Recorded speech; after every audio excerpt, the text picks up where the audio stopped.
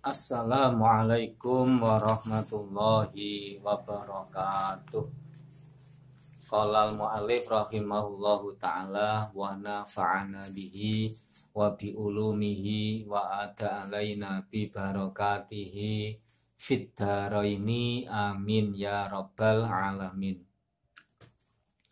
Bismillahirrahmanirrahim. Subhanakallahumma Rabbana la ilma lana illa ma 'allamtana innaka antal alimul hakim wa tub 'alaina innaka antat tawwabur rahim wa taqabbal minna innaka antas samiul alim wa 'allimna min ladunka ilman nafi'a ya dzal jalali wal ikram.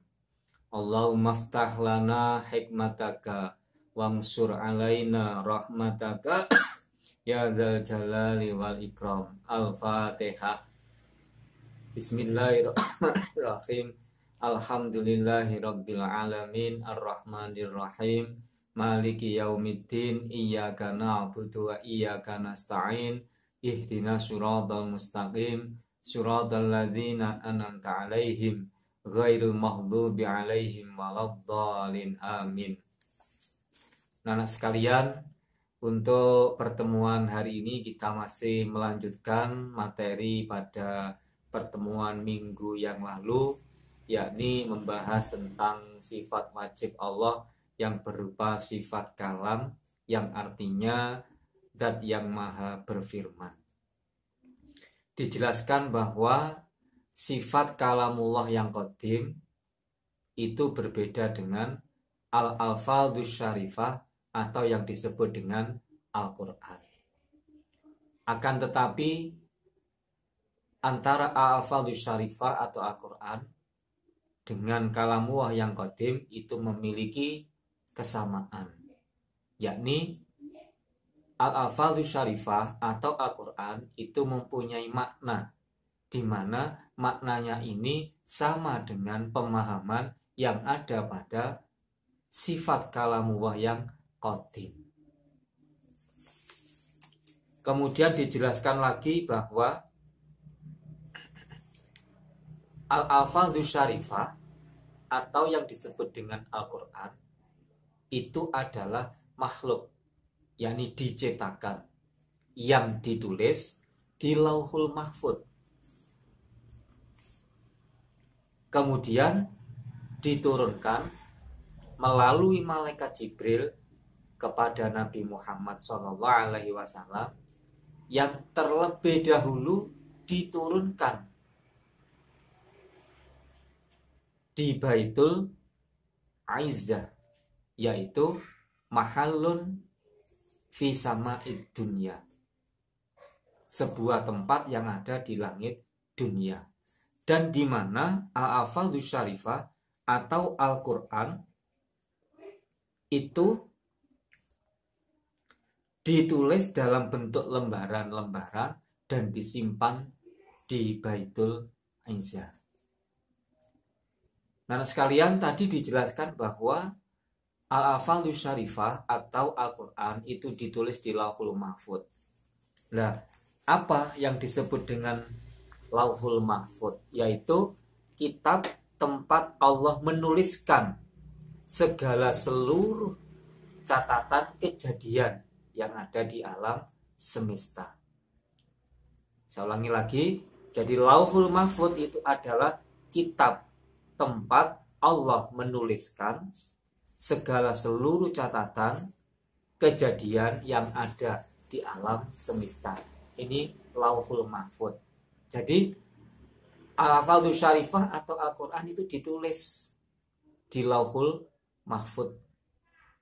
Setelah itu diturunkan melalui malaikat Jibril kepada Nabi Muhammad SAW, yang sebelumnya, yang terlebih dahulu diturunkan pada malam Lailatul Qadar di Baitul Izzah.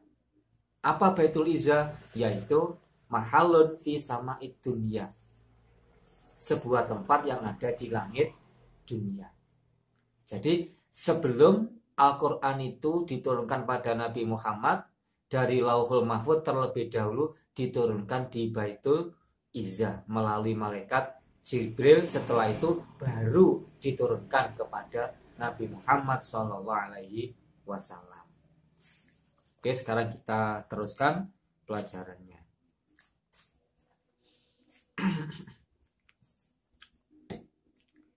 Kila diucapaken nuzilat diturunake opo al-alfadhu syarifah fi baitil izzati ing dalem baitul izzah. Baitul izzah tadi adalah mahalun fi sama'id dunya, sebuah tempat yang ada di langit dunia. Daf'atan kelawan saambalan wahidatan kang sepisan, sekali turun. Daf'atan wahidatan. Sumanu zilat nuli diturunaken apa Al-Qur'an al-alfadhu syarifah alaihi ing atase Kanjeng Nabi Muhammad sallallahu alaihi wasallam fi isrina ing dalem 20 apane sanatan taune. Wakila lan den ucapaken fi salasin wa isrina ing dalem 23 tahun.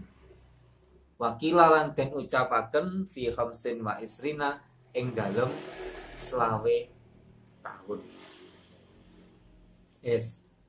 Adapun bagaimana cara Al-Qur'an itu diturunkan? Bagaimana cara Al-Qur'an itu diturunkan? Dalam hal ini ulama terjadi beda pendapat. Pendapat yang pertama yaitu kilah nuzilat fi baitil izzah daf'atan wahidatan. Yang pertama bahwa Al-Qur'an itu diturunkan oleh Allah melalui malaikat Jibril di Baitul Izzah. Daf'atan wahidatan, sekali turun. Saya ulangi. Jadi Al-Qur'an itu diturunkan di Baitul Izzah daf'atan wahidatan, sekali turun. Artinya langsung dari Lauhul Mahfudz diturunkan di Baitul Izzah, itu langsung daf'atan wahidatan, sekali turun 30 juz. Sumanuzilat alaihi sallallahu alaihi wasallam, kemudian baru diturunkan kepada Nabi Muhammad sallallahu alaihi wasallam. Nah, turunnya ini ada beberapa versi, ada beberapa pendapat. Ada yang mengatakan kila fi isrina sanatan, pada masa 20 tahun. Dari Baitul Izzah diturunkan kepada Nabi Muhammad ini pada masa 23 tahun lamanya. 20 tahun lamanya. Kemudian wakilah wasalasin wa isrina. Yang kedua, ada yang mengatakan bahwasanya Al-Qur'an itu diturunkan dari Baitul Izzah kepada Nabi Muhammad itu pada masa 23 tahun. Kemudian wakilah fi khamsin wa isrina. Kemudian ada yang berpendapat setelah dari Baitul Izzah diturunkan kepada Nabi Muhammad melalui malaikat Jibril fi khamsin wa isrina, pada masa 25 tahun. Nah, ini menurut pendapat yang pertama. Jadi Al-Qur'an itu diturunkan di Baitul Izzah daf'atan wahidatan, dengan sekali turun. Baru setelah itu diturunkan kepada Nabi Muhammad melalui malaikat Jibril dengan beberapa pendapat, yaitu ada yang mengatakan 20 tahun, pada masa yang kedua 23 tahun, yang ketiga pada masa 25 tahun. Sekarang pendapat yang kedua, wakilalan diucapake karena ono po Al-Qur'an iku yunazzalu, diturunake apa Qur'an fi baitil izzati ing dalem Baitul Izzah. Apa nak tadi Baitul Izzah? Yaitu mahalun fi sama'id dunya, sebuah tempat yang ada di langit dunia. Fi Lailatul Qadri ing dalem malam Lailatul Qadar, 10 hari di bulan terakhir itu.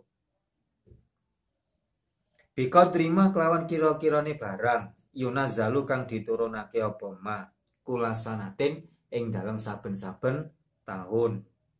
Walam yunazzal lan ora diturunaken apa Al-Qur'an fi baitil izzati ing dalem baitul izzah daf'atan kelawan saambalan wahidatan kang sepisan. Nah, ini pendapat yang kedua. Menurut pendapat yang kedua tentang bagaimana cara Al-Qur'an itu diturunkan. Pendapat yang kedua yaitu kana yunazzalu fi baitil izzah fi lailatul qadri. Jadi Al-Qur'an itu diturunkan di Baitul Izzah pada malam Lailatul Qadar, sesuai dengan tidak dengan sekali turun. Ya, diturunkan di Baitul Izzah pada malam Lailatul Qadar tidak dengan sekali turun, tapi biqadri ma yunazzalu kulasanatin, dengan sesuai dengan ukuran yang sudah ditentukan setiap tahunnya. Saya ulangi lagi. Menurut pendapat yang kedua bahwa kana yunazzalu fi baitil izzah, Al-Qur'an itu diturunkan di Baitul Izzah fi lailatul qadri pada malam Lailatul Qadar. Ma biqadri ma yunazzalu kulasanatin, sesuai dengan ukuran yang ditentukan setiap tahunnya, sesuai kebutuhan yang dibutuhkan. Walam yunazzal fi baitil izzah daf'atan wahidatan, dan tidak diturunkan dengan sekali turun, langsung tidak. Tapi biqadri ma yunazzalu kulasanatin, sesuai dengan ukuran ketentuan yang telah ditetapkan atau sesuai dengan kebutuhannya. Ini menurut pendapat yang kedua. Oke, nah sekalian, jadi pada hari ini kita membahas tentang bagaimana al-alfadzus syarifah atau yang disebut dengan Al-Qur'an itu diturunkan. Bagaimana cara diturunkannya Al-Qur'an tersebut? Cara diturunkan Al-Qur'an atau al-alfadzus syarifah ada beberapa pendapat. Pendapat yang pertama tadi dijelaskan bahwa Al-Qur'an itu Al-Qur'an itu diturunkan di Baitul Izzah dengan sekali turun, kemudian baru diturunkan kepada Nabi Muhammad SAW pada masa 20 tahun. Pendapat lain dikatakan pada masa 23 tahun, atau ada pendapat lagi yang lain masa turunnya Al-Qur'an itu 25 tahun. Ini pendapat yang pertama. Pendapat yang kedua tentang bagaimana cara Al-Qur'an itu diturunkan, yakni dengan cara pendapat yang kedua yaitu kana yunazzalu fi baitil izzah, bahwasanya Al-Qur'an itu diturunkan di Baitul Izzah pada malam Lailatul Qadar sesuai biqadri ma yunazzalu kulasanatin, sesuai dengan ukuran yang telah ditentukan setiap tahunnya. Walam yunazzal fi baitil izzah daf'atan wahidatan, dan tidak diturunkan dengan sekali turun. Ini sekalian tentang cara bagaimana Al-Qur'an itu diturunkan kepada Nabi Muhammad Shallallahu Alaihi Wasallam. Semoga apa yang saya jelaskan pada pertemuan hari ini bisa mudah difahami dan menjadi ilmu yang manfaat barokah. Mari kita tutup pertemuan ini dengan bacaan hamdalah, alhamdulillahirabbil alamin. Assalamualaikum warahmatullahi wabarakatuh.